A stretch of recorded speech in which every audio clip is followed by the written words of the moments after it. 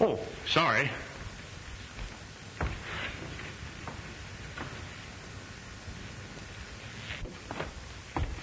Oh, I gotta see the chief.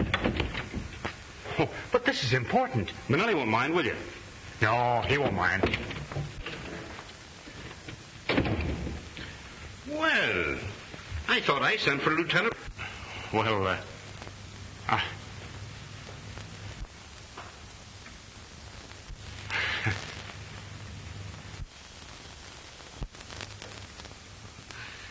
Sit down, Burke. Thank you. What's on your mind? Maybe I can help you. Possibly it's about my daughter. Yes, Diana has promised to be my wife, and we want your consent. You have it. But Diana wants she gets. She said she wouldn't think of marrying me against your wishes. I was afraid that you'd want her to marry Dave Graham. Professor Graham is a very fine man and a successful criminologist. Yes, sir. He's all of that, and that's the reason I was afraid I wouldn't have a chance. I'm only a lieutenant. You know, Danny, I think you're going to be successful, too. I don't know anything about your family, but I've had my eye on you ever since you came on the force. With a wife like Diana, I'm sure I'll reach the top. Perhaps I better warn you to look out for your job. I've got my eye on that badge you're wearing. Well, keep your eye on it. You may get it. Chief, you don't know how much I thank you, and you never will. That's all right. But I still want to see Bonelli. Oh, yes, sir. You're next.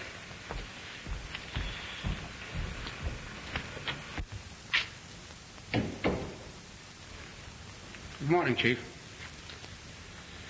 Bonelli, there's too many brawls in your district lately. Almost every night there's a knifing. You know, I got a tough district to handle, Chief. Maybe you can't handle it. Sure I can.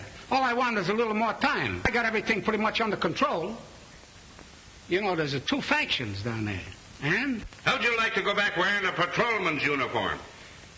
Well, I don't like that, Chief. Then listen, Bonelli. From now on, I want you to arrest every man down there that looks like he might know what a knife is. Now, that's all. Get out. Send Finnegan in. Yes, Chief.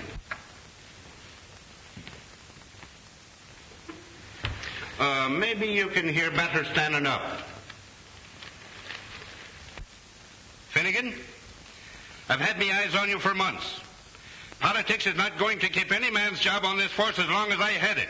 Now, I'm warning you, Finnegan. Keep your nose out of politics or I'll break you. I know what's running through your mind. You're thinking I won't be long on this job. Well, maybe not. But while I'm here, there'll be no interference from shyster lawyers or underworld bosses. Well, maybe I can give you some advice. I don't want your advice. Now get out of here.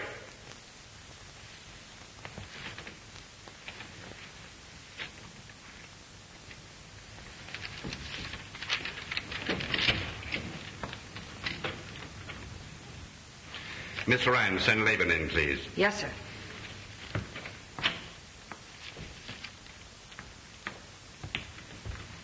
Levine?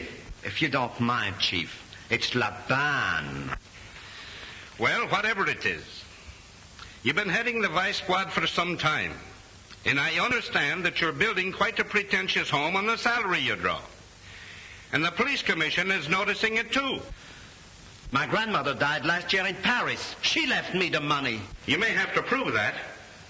Yes, sir. I'll bring the lawyer's letter to you.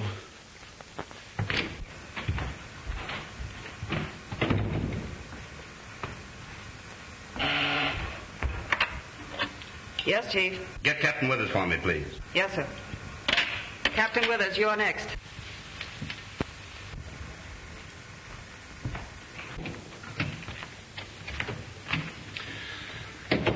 Hello, Bill. Hello, Jim. Sit down. Bill, I'm going to relieve you of that precinct job. You're going to head the gambling detail. How about Phillips, Chief? I had him on the carpet. It's noised around that there's a payoff. Jim Phillips wouldn't take a dime of dishonest money. But this will break his heart. I have a lot of confidence in Phillips, but I don't want him to remain where he'll be framed by a bunch of crooked gamblers. Phillips won't understand. He'll think you're breaking him. He's sort of bitter at times. That's my worry. I can handle him. When he gets through, he'll have every man on the force down on him. Hey, Withers? I guess the chief knows what he's doing. And maybe you benefited by it. That's why you talk that way. Listen, Perkins. Officers who have done their duty don't have to be nervous about what the chief does. He's got the whole department boiling. There's a dozen fellows would like to be pallbearers at his funeral. Miss Ryan, will you come in, please?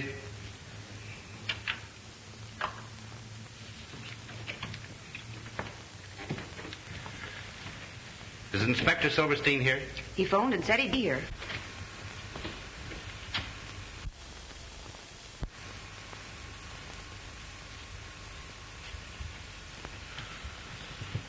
What is it, a shake-up? Shake up and down. As I was saying, Mary Ryan's got one of those red-hot Irish tempers. And as a policewoman, she packs a gun. If Sullivan thinks he can go gallivanting around with her daughter late at night and bring her in at all hours of the morning... Kathleen Ryan's the chief's secretary. And they...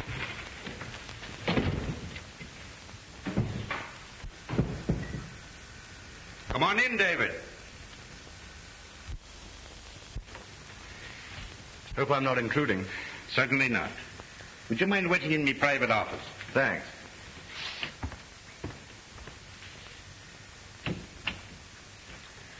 Inspector Silverstein.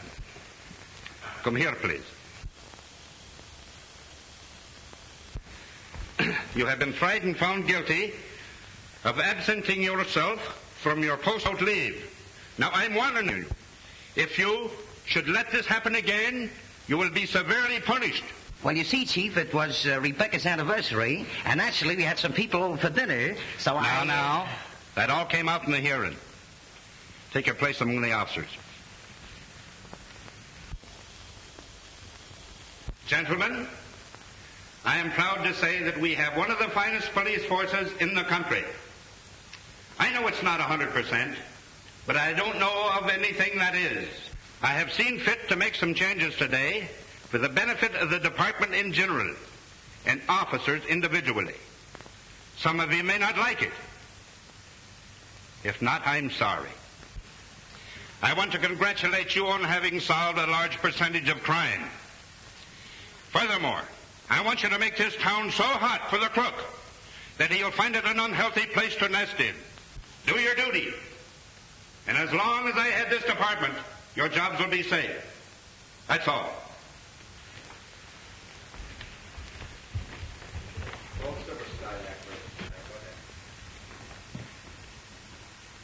Inspector Silverstein. Yes, sir. Come here.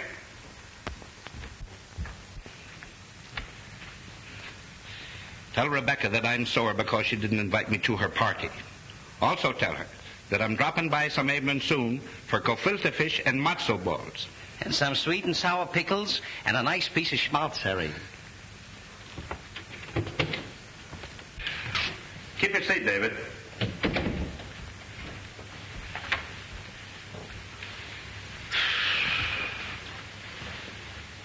Will you have a cigar?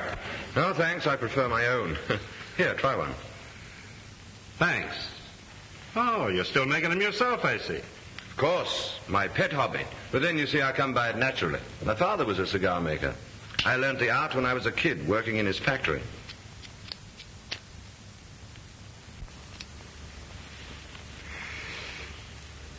If I were a woman, I think I should go in for very expensive perfumes. But as it is, I have to content myself with fine imported tobacco and roses. course, you've heard of Diana's engagement. Sorry, David. But since it wasn't you, I'm glad she chose Burke. He's a clean young fellow. I agree with you. Of course, I wish you'd shown a little better judgment and chosen me, but as it is, I wish them all the luck in the world. That's very kind of you. The next best thing to a winner is a good loser. And I'm sure Diana will always have the greatest respect and affection for you. That will always be my feeling towards them both. Come in. Dr. McNeil from the insurance company. I'll be going. No, that's quite all right. Send him in, please.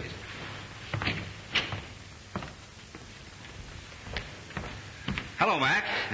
Sorry I had to have you come down here. All right, I'm glad to get out of Malvik once in a while. I want you to meet Professor Graham, Dr. McNeil. Glad to know you, sir. Thank you. Pleasure's mine. Professor Graham is a very successful criminologist and scientific detective. He's quite a booster of mine. And deservedly so. I've heard a lot about you, Professor.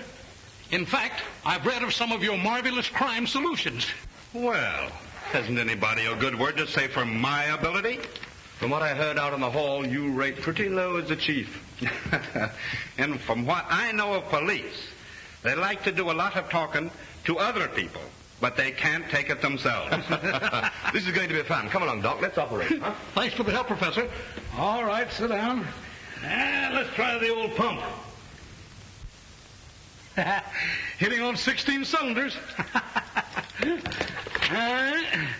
I will try the blood pressure. There you are.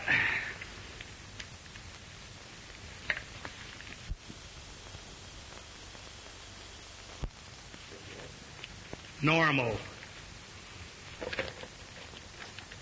Let's see. Now, I guess you better... Are the lamps all right? Bet you can see in the dark with those glimmers. All right, the Mammoth Cave. Perfect as a prima donna's. All right, let's see now. Let's try the old bellows.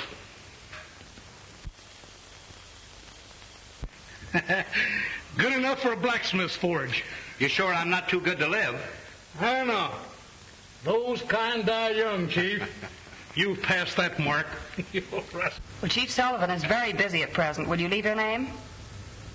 Is it extremely important? Well, just a minute, please.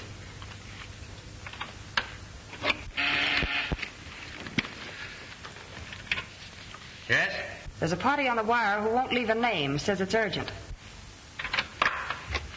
Chief Sullivan speaking. Who is this? I no time for cranks like you. Yes, sir. Trace that call, Miss Ryan. Yes, sir. Operator, can you trace that call? Well, Doc, you probably won't think I'm such a good risk now. Fella just threatened my life. Second time it happened this week. Well, you certainly take it casually enough. He'll probably follow it up with a threatening letter and then annoy somebody else. You should have traced that call while he was still on the wire. Didn't I tell you knew his stuff? Yes? The man's hung up, and you know how many calls we have. All right, thanks, Miss Ryan. And goodbye, Chief. Goodbye. Hope you don't collect soon. Thank you. See you again, Professor. I hope so, Doctor.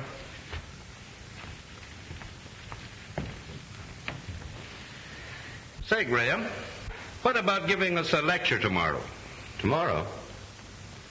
I've a pretty full day and a dinner engagement. What about midnight? Do you think the men can stand it? The kind of lecture I'll want, they'll like. What kind is that? Well, you see, we'll parade a number of criminal types in the show-up room. People you've never seen. Oh, yes. And I'm to guess their criminal records from their personal appearance. Is that the idea? Sure. Say, that's rather putting me on the spot, isn't it? Suppose I should miss. You won't. It'll help the officers to pick out suspicious characters at a glance. Will you do it? Okay, I'll be there. Did you want something? Yes. I want you to go home and quit working nights. Well, it can't be done, Chief.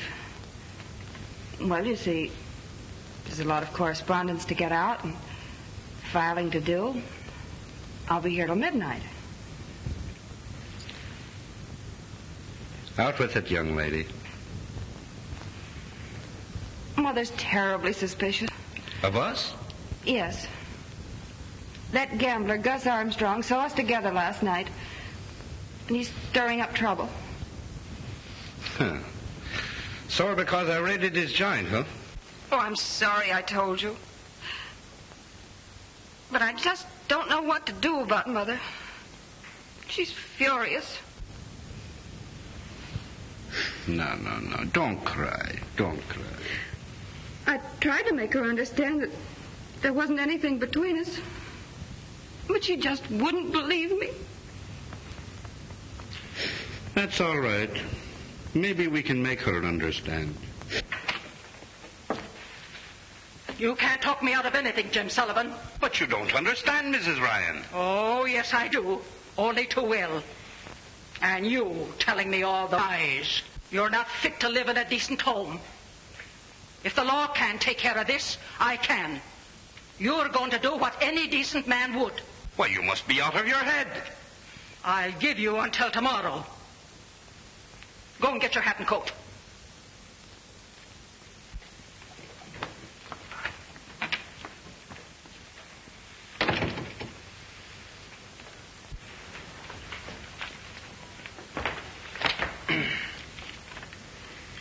Calling car 71, car 71.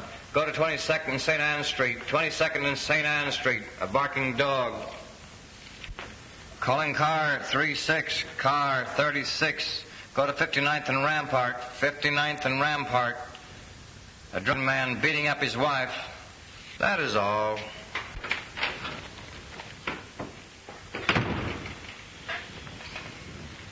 Hello, Dan. All right, Jones. What's doing? Oh, just enough to interrupt a good story. Barking dogs, crowing roosters, fainting woman, 3 prowlers, guys beating up themselves, half a dozen drunks, and cat up a phone pole and won't come down. Oh, but that looks funny. What looks funny? Half a dozen drunks and a cat up a phone pole. Must be a polecat. Oh, you're pulling something on me, huh? Here's something interesting. Calling car 22, car 26, car 31, car 47. Disregard all other calls. Go to 72nd and D Street, 72nd and Weaver Street. Bank holdup. Bank holdup.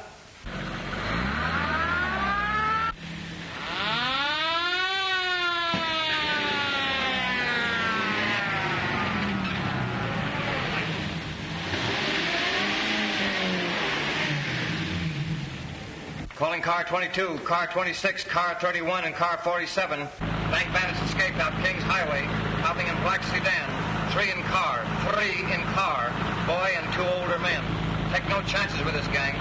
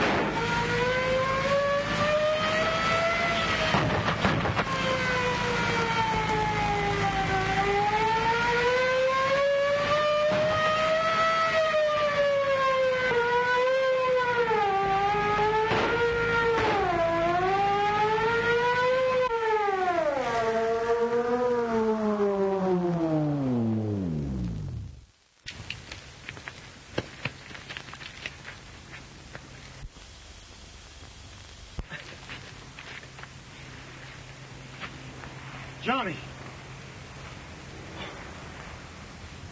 Take a look at those other 2 fellows. All right. How did you get mixed up in a job like this? Well, I was broke, out of a job. They said there wouldn't be any shooting. Oh. Thanks, Daddy. You should have come to me. I don't want to go to prison. They might even hang me. They can't do that, Johnny. Well, those two won't do any more hold-ups. Listen, go call an ambulance, quick. All right, I will. I feel kind of funny. Kind of like I was floating. Here, now, take it easy, kid. The ambulance will be here in a minute. They'll fix you up. I feel pretty good now. It's all right. Everything will be all right.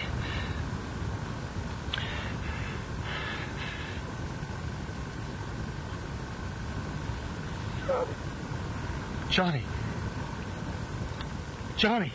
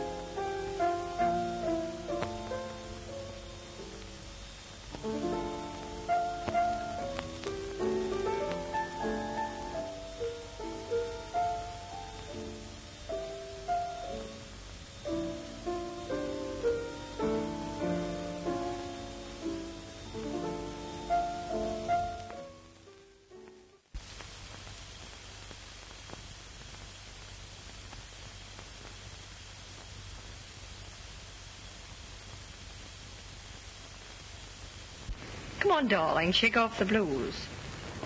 You know, you're an engaged man. Diana, I went through something today that doesn't make me feel exactly cheerful. A young fellow was trapped with a bunch of crooks. He was shot and killed. I understand how you feel, darling. He was only a kid. Told me it was his first job, but he was broke. You know, I'm glad you feel that way, even about that kind of a boy, but you'll get over it, won't you? Well, it's late. I must be going. That's Father.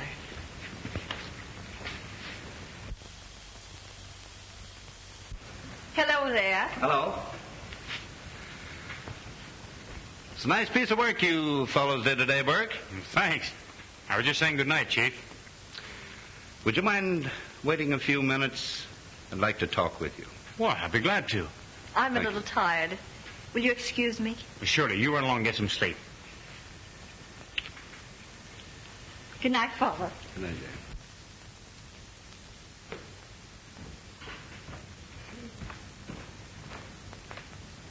Oh, Dan, will you look in the morning papers? I gave them the announcement of our engagement.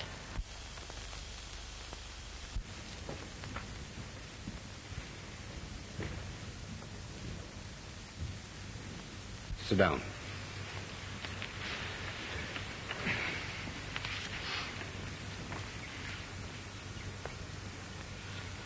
Read that.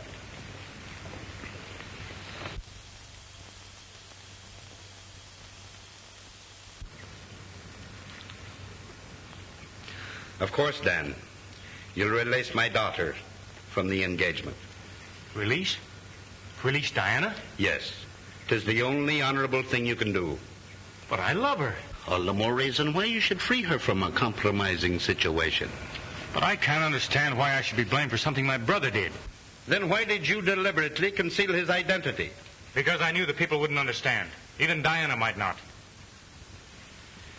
I like you, Burke. Liked you well enough to give my consent to your marriage to my only child. Please understand me. It isn't because your brother was killed. I'm very sorry that happened. Duty is a hard work. But his being a criminal makes it impossible. But Johnny wasn't a real criminal. He was forced into it. He's only a kid. You know the law, Dan. A man was murdered, and he participated in the crime. Why, everybody would point out Diana as the wife of a man whose brother was a murderer. I'll tell Diana and let her decide for herself. You've already deceived her once by not telling her the truth. Well, I'll not release her. Yes, you will, Burke. You'll not trick my daughter into any marriage like this. You can do anything you like, but it won't do you any good. I love Diana, and she loves me. And nobody is going to come between us.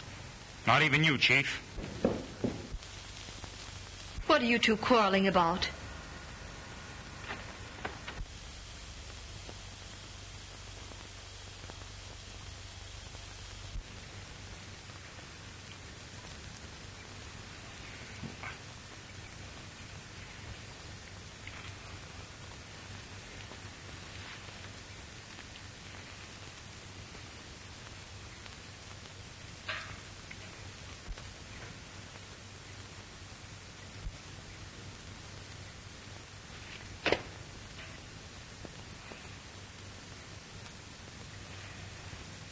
Your father is asking me to release you from our engagement. Diana, you'll be fair. You love me, darling. I don't know what to say. Please let me think things over. I tell you, Burke, you'll never marry her as long as I'm alive.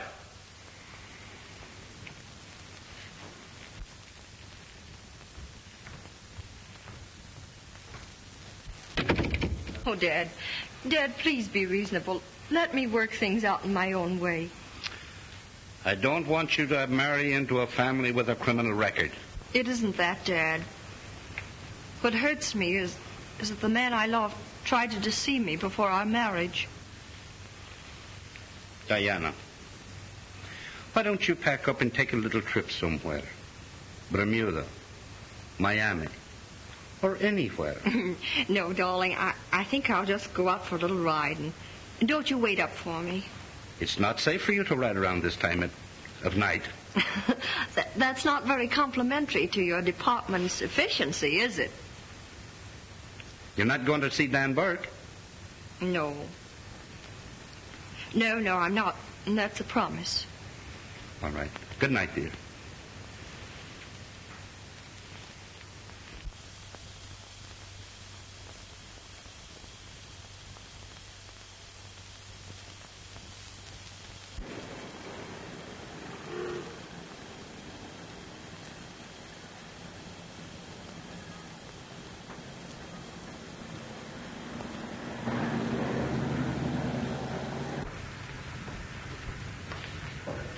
I've been waiting for you.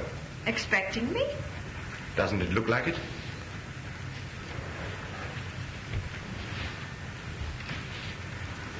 I suppose you also know why I've come here. Certainly. I read the evening paper. That'll brace you. David, what am I going to do? You know perfectly well what you're going to do. Only being a woman, you won't admit it. Well, I know. You're going to marry Danny Burke, and you'll be perfectly right. Why are you so sure? Well, after all, he isn't to blame for this tragedy in his family. But why didn't he tell me? Why did he hold things back from me? Try and realize what's running through the poor fellow's mind. He's engaged to a girl whose father happens to be the chief of police and has given his consent thinking he's going to have a son-in-law he'll be proud of. And then what happens? In the discharge of his duty, he's shooting it out with a bunch of gangsters and discovers that one of them is his own brother. His brother's fatally shot, and he thinks that no one is aware of his identity. Now, what's he going to do? If he tells you or your father, it means an end to all this happiness. Thank you, David. You're awfully sweet. Oh, thank you.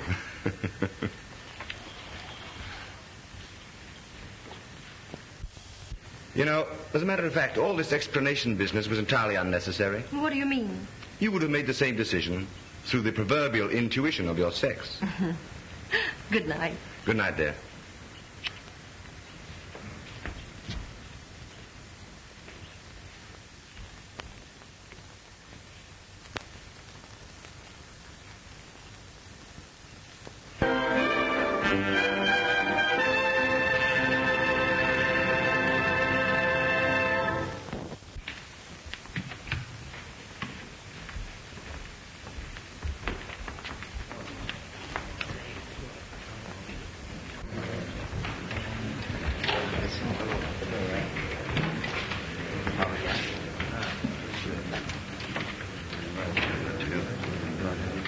I hear you're not on the gambling squad after tonight. Hey, Phillips? That's what a man gets for being honest. Transferred to someplace out in the bushes. I'd like to punch Sullivan right in the jaw. That's too good for him. What he needs is a real working over. After all, I ain't got no kick coming against the chief, because he's been pretty nice to me. Nice, huh? You call that reprimand you got yesterday pretty nice? What would you call a sock in the puss? A love pat? If he thinks he's going to be chief for another 30 days, he's crazy. Gus Armstrong's got enough political pull to take care of that. Accused you of playing politics, didn't he? Yeah. Well, what does he think he's playing, pinochle? Listen, my mind's made up and that's that. Diana is of age, and you can't stop us. My daughter will not go against my wishes. She has given me her word. I guess Dan Burke won't be so high and mighty when the police commission put him on the carpet with his kid brother. Sullivan, he'd get him out of that all right. Burke is going to marry the old man's daughter. Yeah, you got another guess coming. You think Sullivan's going to take on a son-in-law that had a bandit brother? Did you hear about Mary Ryan and the chief? Got wise that Sullivan take her out, huh? I was talking to the janitor last night. He said the old lady was threatening the chief, said he'd have to marry Kathleen or else.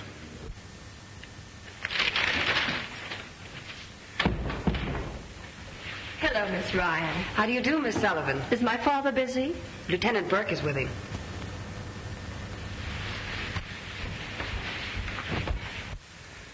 And that's final, Burke. Not with me. Hello, Danny. Hello, Father. Hello, darling. I've just been trying to convince your father. It's 10-1 you weren't successful. I wasn't. I'm the only one who can win an argument with him. But this is one time you won't. But, Dad, it isn't right to blame Dan for something his brother did. I don't. But it's the deception and the compromising of your reputation. Oh, let's leave out my reputation. I wouldn't let gossip keep me away from Dan. And now I'll tell you, just as I told him, that as long as I'm alive, he'll marry you. But, Father, we love each other, and we're going to be married and everything. Captain Withers is here. Send him in. Now, if you'll all excuse me, I'll see you later in the show-up room. Come in, Captain Withers. Pull up your chair and sit down.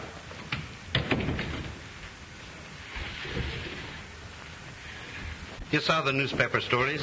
Yes, Chief. I want you to tip me off if Burke and Diana try to get a marriage license. Diana's hard-headed and self-willed. And Burke has indirectly threatened me if I interfere with his marriage plans. Okay, Chief. Anything else? Yes. Something very confidential. The gambling interests are out to get me. Yeah? You know Gus Armstrong. Yeah. He's passed the word to Mary Ryan that everything isn't on the level between Kathleen and me. And the old lady's up in arms. Fire the kid and prefer charges against the old lady if she squawks.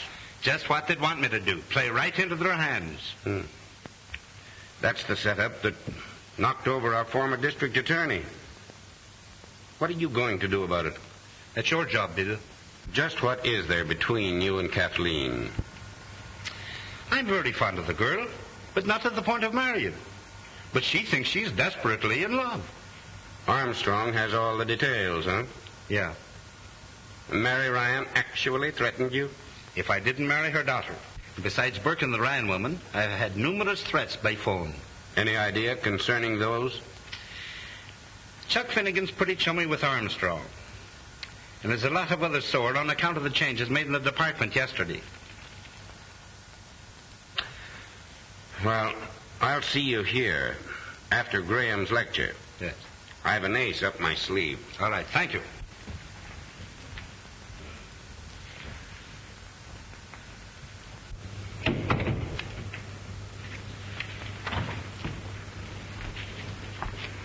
Do you mind if I hear Professor Graham tonight? You better go home, Kathleen. It's late. But I have to wait for Mother. All right. But be careful. I will, Chief.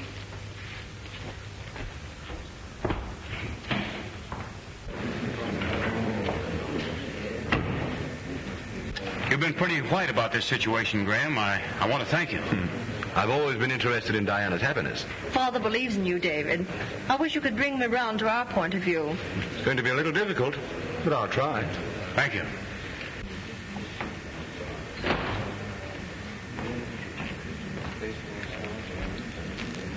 Professor Graham, would you mind sitting over here next to Chief?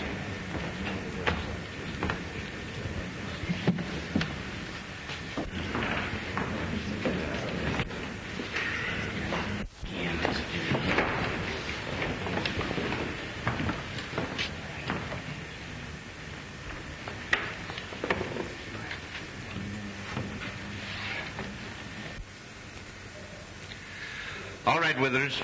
Introduce Professor Graham. Okay, Chief.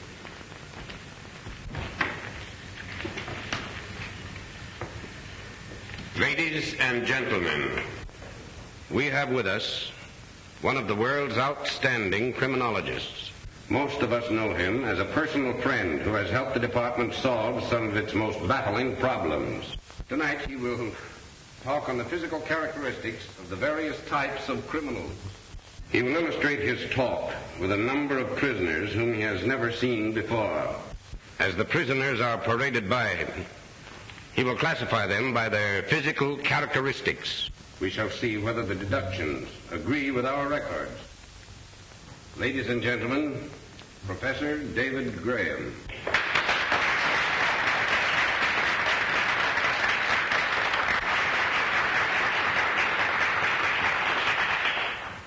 Ladies and gentlemen, I'm afraid that Chief Sullivan has rather put me on the spot. However, I'll do my best to justify his opinion of my ability. All right, Captain Withers.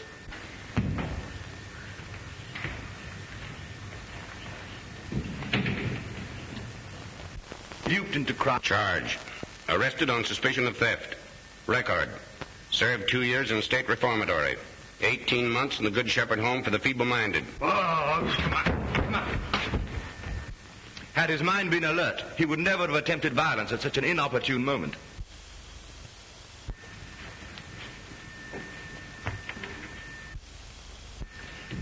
This type plays a major role in modern crime. Note the thin, sallow face, the listless expression and shifting gaze. He is a very dangerous individual and will commit any crime. He's a drug addict. Charge. Arrested for violation of the Harrison Narcotic Act. Now under arrest on suspicion of gang murder.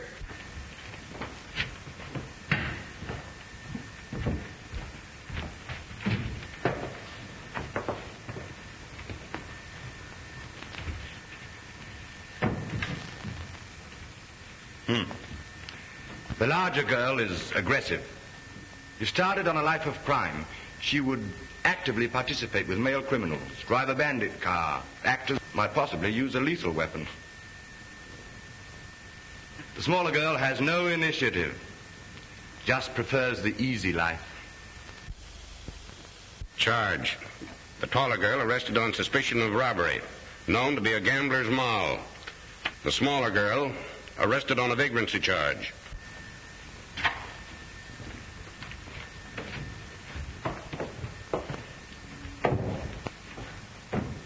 He's a very dangerous criminal.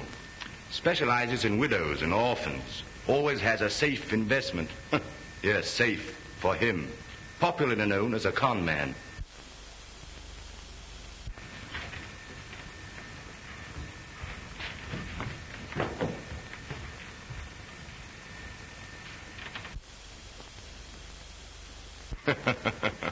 Not a criminal type at all. I wouldn't mind having a dinner date with her. That is, if she'd accept the date. Maybe you'd better introduce us first, Captain Withers.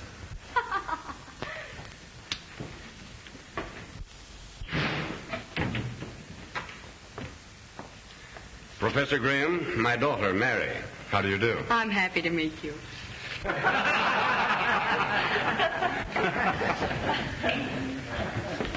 Well, was your dad in on this deal to baffle science? No, it was my own idea, wasn't it, Father?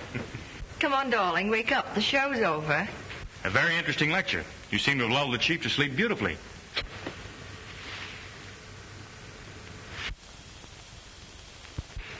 Oh, he's dead. I think she's right. Dr. Kelly! Dr. Kelly! The chief. Must have been instantaneous. Has he had previous... Why, I don't... Lock the doors. Back your seats, everybody. Don't let anyone leave this room. Oh, hand me a glass of water, please.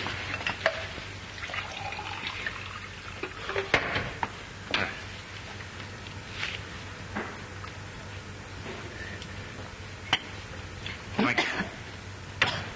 Are you all right, Diana? Yes, I'm all right. Oh, come here. This man has been murdered, and the killer's right here in this room.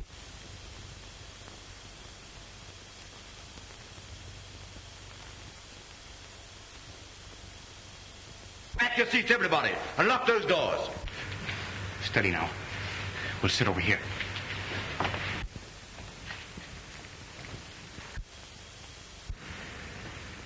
Looks like a plain case of heart attack.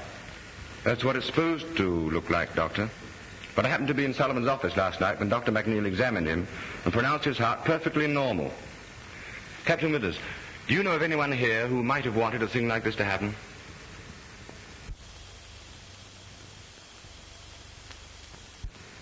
Yes, a dozen of them. Including a woman. Stay away from there. He's no good to you now. Clue number one. I'd have been willing to sign a death certificate without an autopsy. I'd have said angina pectoris. But I detect different symptoms now. What would you say, offhand? Complete and instantaneous paralysis of the respiratory organs, with possible brain hemorrhage. Might be the work of some poison, Graham. Do you know the poison that would work this? Yes, just one. In civilized countries, it's known only to a few chemists and scientists. It's distilled by jungle Indians from the upper reaches of the Amazon. Fierce little pygmy tribes with only the crudest of weapons. They dip their darts into this poison and then propel them through blowguns. Since Chief Sullivan was seated in the front row, the dart, if there was a dart, must have been fired from back of him. It ought to be easy to determine that.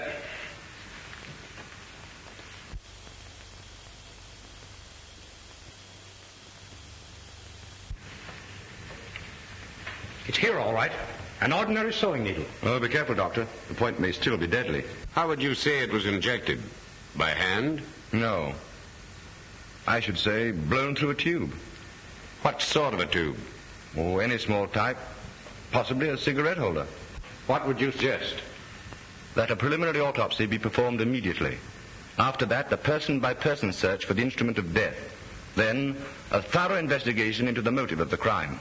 I will ask Lieutenant Burke to stand by with Professor Graham and myself. And I want everybody in this room to watch the persons next to them in case the killer tries to dispose of the weapon. Then one by one, I'm going to call you to come up here and empty all your belongings on the table.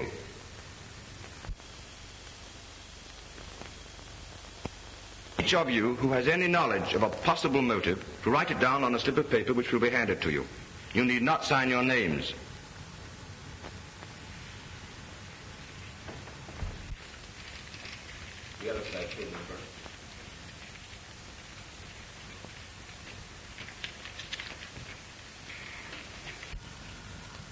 Mary Ryan had made threats against the chief.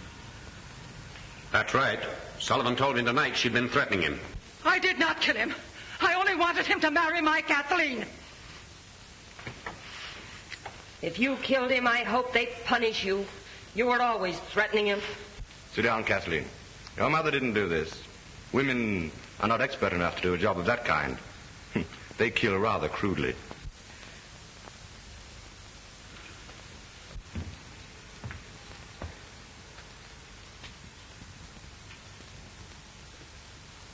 Captain Perkins, you were overheard saying that you would like to be a pallbearer at the chief's funeral. Is that so? Maybe I did say it. What of it? I was sitting right here by Phillips, wasn't I? Yes, right here by me. Graham, listen. The needle in Sullivan's back didn't kill him. He was already dead when it struck him. How do you know that? The wound didn't bleed. Circulation had stopped. The slayer was not directly behind the chief. I can show you just exactly how it was done.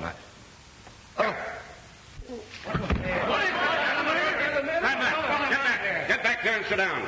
I'll take charge of this.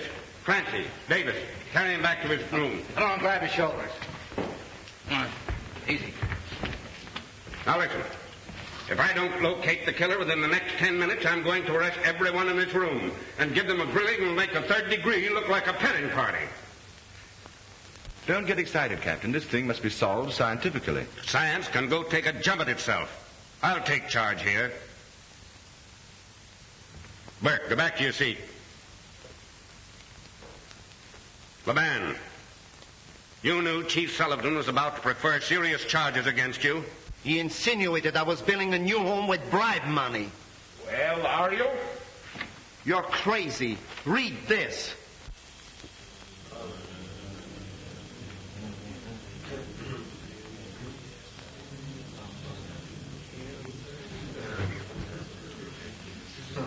I told the chief I'd bring a letter to prove that I inherited the money.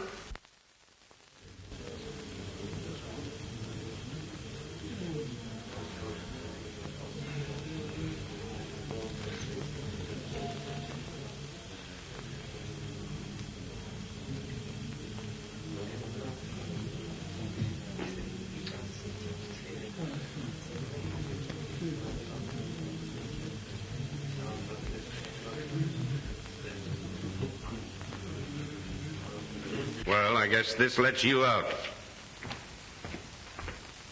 You've got to help me, Diana.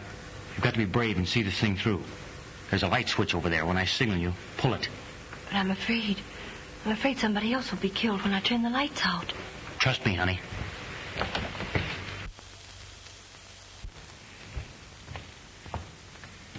Graham.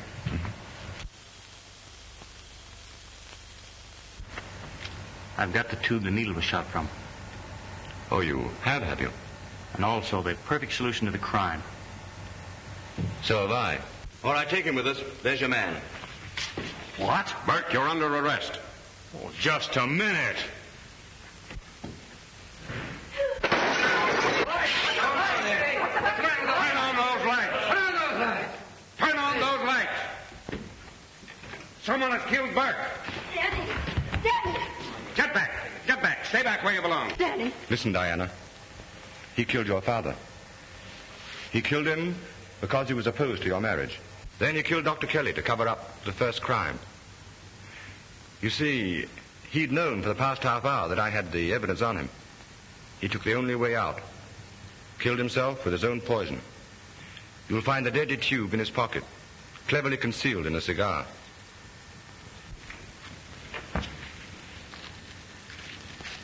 It must be one of these.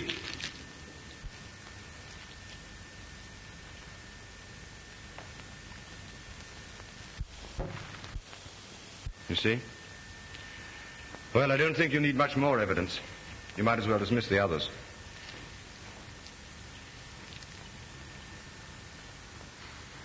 To think Burke would do this. Clear case of heredity. He was a criminal by instinct, just like his half-brother, Johnny.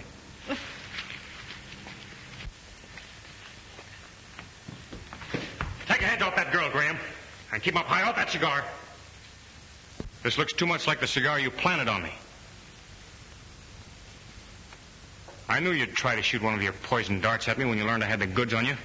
That's why I put the glass tabletop between us when the lights went out. Then all I had to do was play dead while you gave one of your scientific explanations. The real explanation of why you killed Chief Sullivan and Dr. Kelly. You find a poisoned thorn in the sleeve of Chief Sullivan's coat. It fits on the stem of this rose in his lapel. Well, what gets me is why he fired the needle in the chief's back when he was already dead. Evidently to plant suspicion on somebody sitting behind the chief. That somebody being myself. This is the cigar he had when he tried to kill you, but there's no metal tube in it. Then there must be a hollow tobacco stem in it that would be consumed when he smoked. Didn't I tell you last night that a mere man hasn't a chance against a woman's intuition?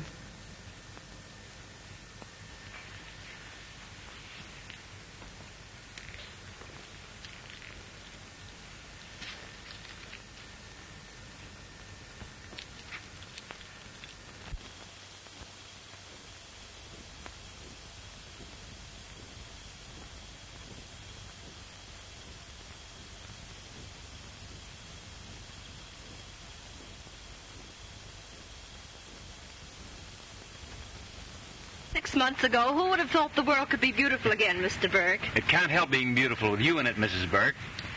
Oh. Ouch! The spread isn't spread yet, old dear. Well, I guess I'm too lovesick to eat anyway. I'll remind you of that tonight when you have an old-fashioned tummy ache from gobbling up more than your share.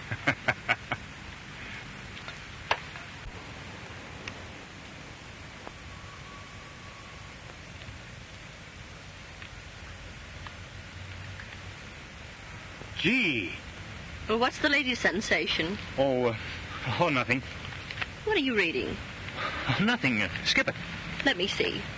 Now, listen, Oh, come on. I want to see it.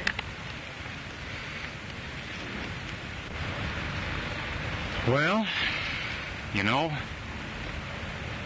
it's far better that way.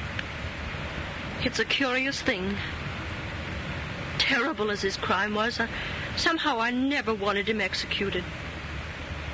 Maybe it's because I can't forget his good side. His gentleness. His sympathy.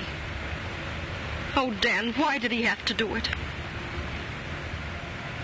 Well, only a few days ago we discovered his diary, in which he diagnosed his own case. Everything he jotted down showed the great mental crisis he was going through. There were many notations about a certain girl that he couldn't bear to lose.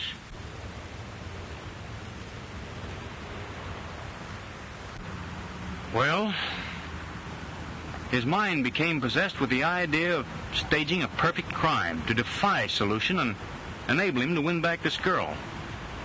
That's what toppled his brilliant intellect across the shadow line between genius and insanity. The rest you know. Perhaps it's true that to understand is to forgive. Perhaps. Anyhow, that's all out of our lives now. And forever.